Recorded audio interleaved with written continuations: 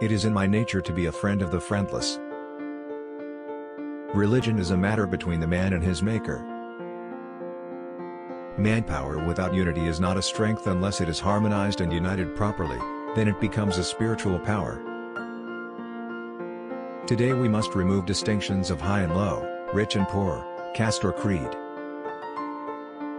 Every citizen of India must remember that he is an Indian and he has every right in this country, but with certain duties. Faith is of no avail in absence of strength. Faith and strength, both are essential to accomplish any great work.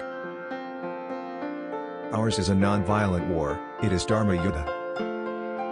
Tell Churchill to save England first before saving India.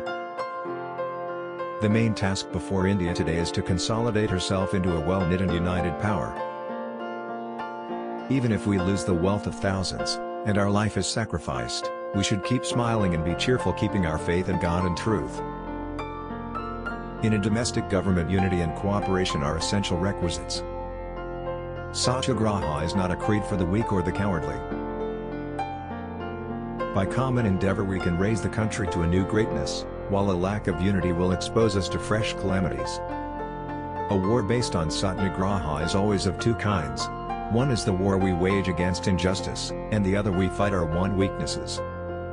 Your goodness is impediment in your way, so let your eyes be red with anger, and try to fight the injustice with a firm hand. It is only so long as a man can retain the child in him that life can be free from those dark shadows which leave inevitable furrows on a man 92's forehead. Thanks for watching. Please like and subscribe.